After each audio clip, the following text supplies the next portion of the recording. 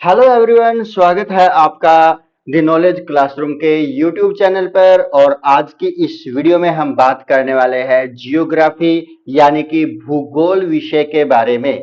तो भूगोल विषय के बारे में हम जानते हैं। सबसे पहले जो एक ग्रीक विद्वान थे जिसका नाम क्या था, इरेटोस्थेनीज था, जिसका जन्म 276 में और जिनकी मृत्यु 194 ईसा पूर्व हुई थी।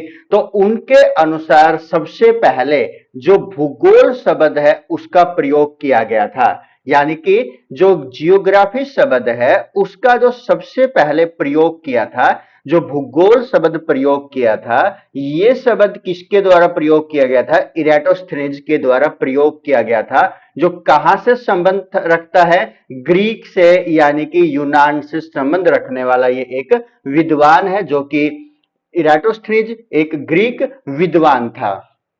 उसके बाद जो जियोग्राफी है उसके बारे में जानते हैं, वो होती क्या है? जियो जियोग्राफी जियो और ग्राफोस से बना हुआ शब्द है, यानी कि जो जियोग्राफी है वो किससे बने हुए शब्द है? जियो प्लस ग्राफोस से बने हुए शब्द है। जियो का अर्थ क्या होता है? अर्थ यानी कि पृथ्वी होता है। और उसके बाद जो ग्रफोज होता है, इसका अर्थ क्या होता है? वर्णन करना। अर्थात ये क्या बन जाता है? इसका अर्थ हो जाता है पृथ्वी का वर्णन करना। जियोग्राफी का जो मुख्यतः अर्थ है वो क्या है? पृथ्वी का वर्णन करना है, पृथ्वी का वर्णन है। अब यदि हम बात करें कि जो ये पृथ्वी का वर्णन है, पृथ्वी का वर्णन किस प्रकार से करते हैं? पृथ्वी के ऊपर चाहे किसी भी प्रकार की स्ट्रक्चर हो, यानी कि चाहे हम बात करें पृथ्वी के जो आंतरिक संरचना है उसके बारे में, या फिर पृथ्वी की बाह्य संरचना के बारे में, इसके ऊपर कोई भी चट्टान है या जो पर्वत है उनके बारे में, या कोई भी जो मैदानी भाग है उसके बारे में, या इसके अंदर किसी भी प्रकार की परत हो, यानी कि जो इसकी सबसे ऊपर वाली परत हो जिसको हम क्या बोलते हैं? भूपरपट्टी बोलते हैं, उसके बारे में बात करनी हो, या इसके बाद जो मेंटल आती है उसके बारे में बात करनी हो, या बिल्कुल इसके आंतरिक भाग के बारे में बात करें जिसको हम कोर बोलते हैं, या जिसी को क्या बोला जाता है? करोड़ बोला जाता है। तो इन सभी का जो अध्ययन करना होता है वही किसके अंतर्गत आता है? इस जियोग्राफी विषय के अंतर्गत आ जाता है। भले ही हम वो अपने शाखा के अनुसार उनको अलग अलग नाम क्यों ना देते हो, क्योंकि जब हम इसके ऊपर जो धरती के ऊपर सागर महासागर है उनके बारे में अध्ययन करते हैं तो हम उसको अलग अध्याय के अंतर्गत इसको देखते हैं, जबकि वो भाग ही किसका हो जाता है? इस जियोग्राफी का। क्योंकि इस जियो से अभिप्राय क्या है? इस पृथ्वी के बारे में है, इस अर्थ के बारे में है, और इसी आधार पर इसका वर्णन यहाँ पर किया जाता है जियोग्राफी के अंदर।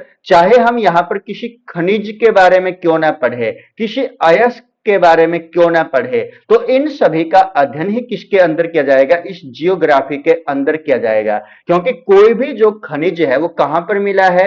धरती के अंदर से प्राप्त हुआ है, इस भूमि के अंदर से प्राप्त होगा, और भूमि के अंदर से प्राप्त होगा तो लाजमी सी बात है कि उसका अध्ययन हम किसके अंदर करेंगे? इस जियोग्राफी के अंदर उसका अध्ययन करेंगे। उसके बाद हम जानते हैं हिकेटियस ने पुस्तक लिखी थी जिसका नाम क्या था? जस पीरियोडस था। यानी कि जो हिकेटियस था उसकी एक पुस्तक थी जिसका नाम क्या था? जस पीरियोडस था। अर्थात इसका भी अर्थ क्या हो जाता है? पृथ्वी का वर्णन करना। यानी कि जो हिकेटियस था जिसकी जो पुस्तक थी उस पुस्तक का नाम क्या था? जस पीरियोडस था। और इस जस पीरियोडस का जो अभिप्राय होता है वो क्या होता है? पृथ्वी का वर्णन करना। इसमें सबसे पहले भौगोलिक तत्वों का, जो भूगोल से संबंधित तत्व है उनका क्या किया था इसने? हिक्टेश जो हिकेटियस था उसने अपने इस पुस्तक में जो भूगोल के तत्व थे, भूगोल से संबंधित जितनी भी जानकारी थे उसको क्रमबद्ध, यानी कि पॉइंट टू पॉइंट उनको यहां पर क्या किया था, लिखने की कोशिश की थी। किसने की थी? हिकेटियस ने की थी। किसमें की थी? उसके द्वारा जो लिखित पुस्तक थी जिसका नाम क्या था? जस पीरियोडस था। और इसी का अर्थ क्या होता है? जस पीरियोडस का पृथ्वी का वर्णन करना। और सबसे पहले जो भूगोलिक तत्वों का जो क्रमबद्ध समावेश किया था, किसने किया था? हिकेटियस ने किया था। उसके बाद अध्ययन के लिए स्वतंत्र विषय के रूप में, यानी कि जो जियोग्राफी है, जियोग्राफी को एक सब्जेक्ट के रूप में, बिल्कुल एक स्वतंत्र विषय के रूप में, एक अलग सब्जेक्ट के रूप में भूगोल को 19वीं शताब्दी में मान्यता मिली। कब इसको मान्यता मिली थी एक स्वतंत्र सब्जेक्ट के रूप में? बिल्कुल जो आसानी से एक विषय के रूप में इसका अध्ययन किया जा सके, तो इसको यह मान्यता कब मिली थी? 19वीं शताब्दी में इसको यह मान्यता मिली थी।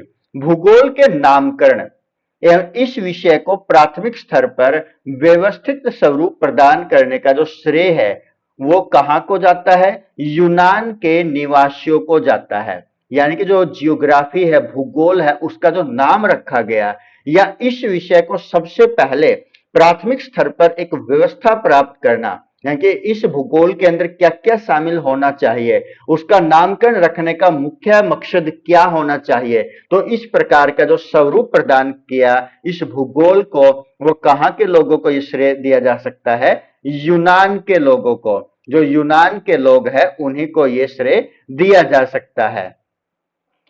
उसके बाद 20वीं शताब्दी के आरंभ में, जब 20वीं शताब्दी आरंभ होती है तो भूगोल किसके बारे में? मनुष्य और पर्यावरण के बारे में, यानी कि ह्यूमन और जो एनवायरमेंट है, ह्यूमन है और जो एनवायरमेंट है, उसके पारस्परिक संबंधों के अध्ययन के रूप में विकसित हुआ। यानी कि 20वीं शताब्दी में इसका जो एरिया है, भूगोल का जो दायरा है, वो क्या होने लग गया? वो फैलना शुरू हो गया। और फैलेगा तो उसके अंतर्गत जो मनुष्य है, ह्यूमन बींग्स है, और जो एनवायरमेंट है, पर्यावरण, हमारे चारों ओर का आवरण। क्योंकि यदि हम बात करें, हम मकान का निर्माण करते हैं तो मकान में जो ईंट का प्रयोग होता है या जो मिट्टी का प्रयोग होता है या जो अन्य प्रकार के जो संसाधन हम प्रयोग करते हैं यहां पर एक मकान को बनाने के लिए, तो वो किसी न किसी रूप से किसके साथ जुड़े हुए हैं? इस ह्यूमन के साथ जुड़े हुए हैं, इस मानव के साथ जुड़े हुए हैं। और वो सारे के सारे किस चीज के घटक है? इस पर्यावरण के वो घटक है। यानी कि इसी के जो आपसी संबंध है या जो पारस्परिक संबंध है, तो उनके अध्ययन के रूप में इसका विकास कब हुआ? 20वीं शताब्दी में इसका यह विकास हुआ।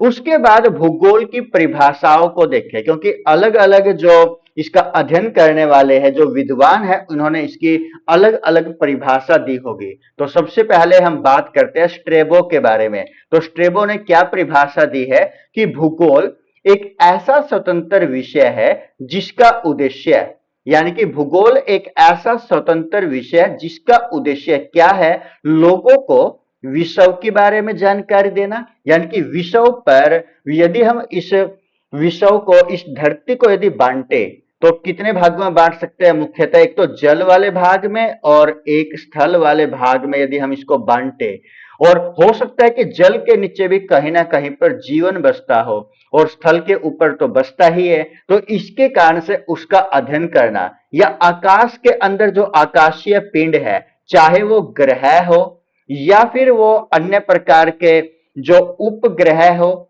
चाहे उनके अलावा जो अक्षुद्र पिंड हो या अन्य किसी प्रकार के पिंड आकाश के अंदर पाए जाने वाले हो, उस स्थल के बारे में जिस पर हम रहते हो या अन्य प्रकार का जो स्थल इस धरती के ऊपर पाया जाता है, चाहे वो मैदान के रूप में पाया जाए या फिर वो पर्वतों के रूप में पाया जाए, पहाड़ियों के इत्यादि के रूप में, या फिर वो घाटी के रूप में पाया जाए, तो वो किसके बारे में है? इन स्थलों के बारे में, महासागरों के बारे में, कि जो महासागर है, कौन सा महासागर कितनी गहराई का है, उसके अंदर क्या क्या पाया गया है, उस पानी की क्या क्या विशेषता है, उस महासागर की क्या क्या विशेषता, इत्यादि इत्यादि।